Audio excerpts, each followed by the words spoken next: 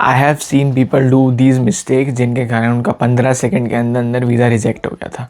And to make sure कि आप ये मिस्टेक्स नहीं करें, watch this entire video to the end. सारी मिस्टेक्स मैं बताऊँगा, ठीक है। तो अपन फर्स्ट मिस्टेक पे आ जाते हैं। फर्स्ट मिस्टेक इज़, सबसे पहले तो यूनिवर्सिटी अच्छी नहीं होना या ब्लैक लिस्टेड यूनिवर्सिटीज़ होना।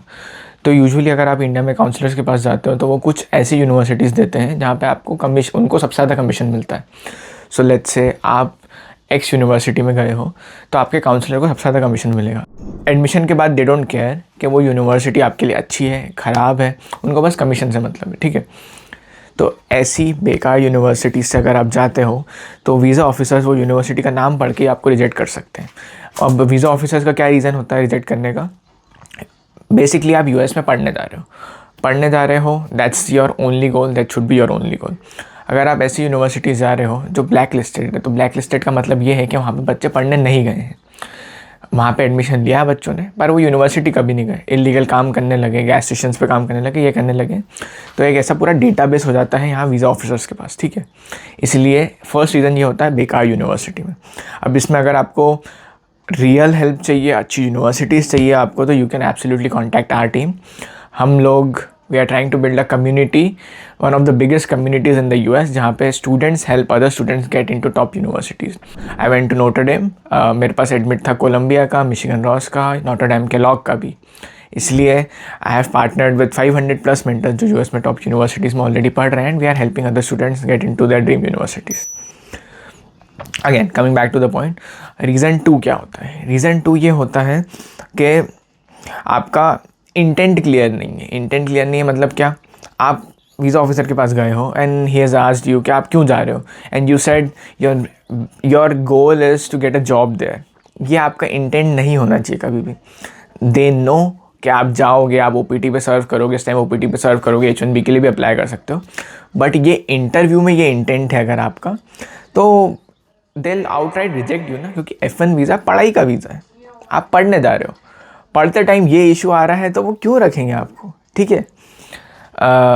Basically I have seen people, जो मैंने मेरे इंटरव्यू के टाइम भी गया था, वो लोग उनके वीज़ा इंटरव्यू के लिए गए थे एंड ऑफिसर्स आस्क्ड देम कि भाई like why are you coming to the US? They said मुझे जॉब करनी है, कॉर्पोरेट लैडर क्लाइम करनी है, करनी।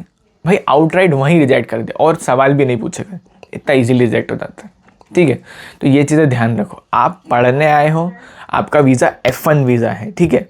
तो आपको यही बोलना है कि मैं पढ़ने जा रहा हूँ, पढ़ाई करनी है मुझे, और आंसर्स बहुत अच्छे से प्रिपेयर होने चाहिए। थर्ड पे आ जाते हैं अपन। थर्ड पे आपके फाइनेंसेस सही नहीं होना। फाइनेंसेस सही नहीं होना मतलब वीज़ा ऑफिसर आपसे एब्सोल्युटली पूछेगा कि कौन स्पॉन्सर करना चाह रहा है आपका वीज़ा। आपकी फैमिली कर रही है स्पॉन्सर, आप कर रहे हो, आपने लोन लिया है, तो ये वीज़ा ऑफिसर डायरेक्टली पूछेगा आपसे। और अगर आप कॉन्फिडेंट नहीं लगे या if you don't have the supporting documents, तो he might reject you on the spot. क्योंकि अगेन अगर आपके पास पैसे नहीं है तो आप यूएस कैसे आ रहे हो, और अगर आपके पास पैसे नहीं है और यूएस आ रहे हो तो अगेन आप इलीगल एक्टिविटीज़ करोगे, जो वीज़ा ऑफिसर नहीं चाहते आप करो, सिंपल। तो इसलिए रिजेक्ट कर देंगे। तो अगर आपके फाइनेंसेस सही नहीं हैं तो आई वुड एडवाइज़ कि मत आओ। फाइनेंसेस सही है, कोई स्पॉन्सर कर रहा है या लोन है तो ही आओ, और वीज़ा ऑफिसर को भी यही आंसर देना है and be confident about your answers, ठीक है। ओके, फोर्थ पॉइंट बताते हैं अपन। फोर्थ पॉइंट है आपका जो बैचलर्स का कोर्स है वो आपके मास्टर्स के कोर्स से रिलेटेड ही नहीं होना, या बिल्कुल ऑफ बेस कुछ तो होना।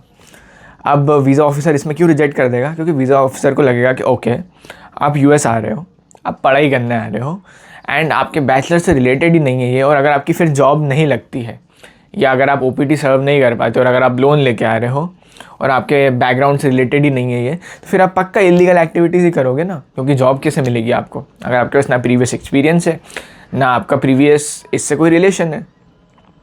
लेट्स से आपने बैचलर्स में आपने पढ़ रखा है, मास कॉम कर रखा है आपने इंग्लिश में, और आपको मास्टर्स करना है कंप्यूटर साइंस में, सेंस नहीं बना रहा है अनटिल अनलेस आपका एक्चुअली वर्क एक्सपीरियंस हो, आपने प्रोजेक्ट्स कर रखे हो, मतलब टेंजिबली पता पड़े ऑफिसर को कि आप ये कर सकते हो, नहीं तो रिजेक्ट हो जाएगा। बहुत सिंपल है, मल्टीपल लोगों का मैंने पर्सनली देखा है and they have come to us asking for help कि आप क्या करें।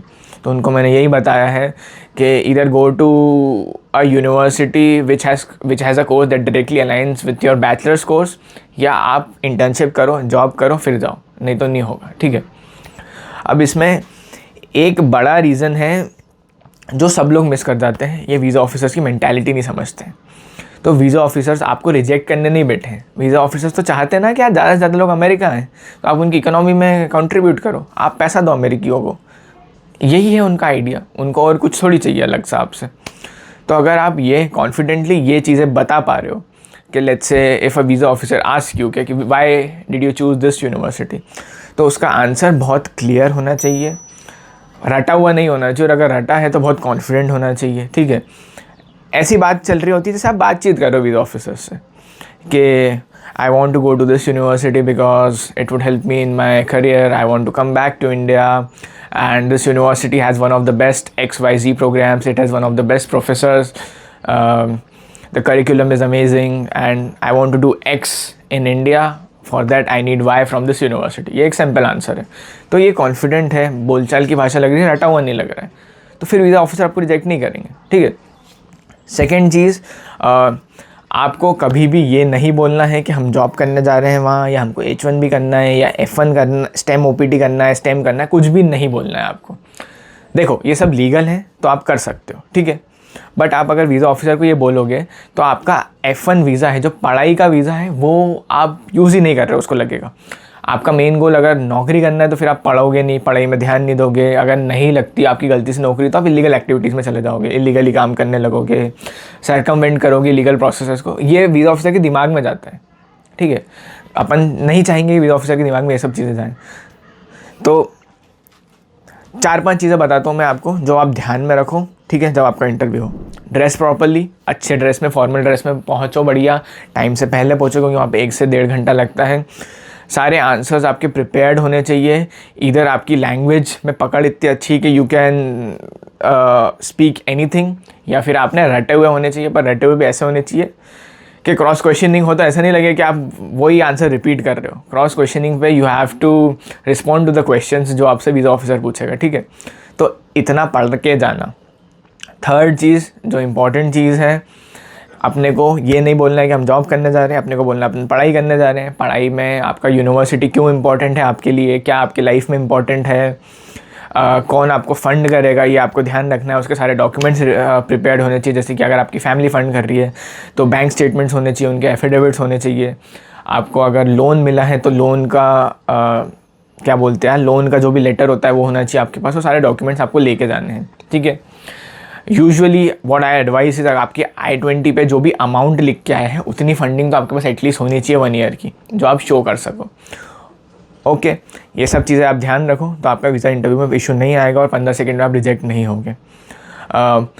और भी कुछ क्वेश्चंस हो, आंसर्स चाहिए हो, और या फिर आपको आपके एप्लीकेशन प्रोसेस में हेल्प चाहिए हो, if you want to get into a top university, do contact me. हम सबकी हेल्प करते हैं और हमारी पूरी community is build up of 500+ mentors who are already in top universities in the US, ठीक है। चलो ओके, मिलते हैं।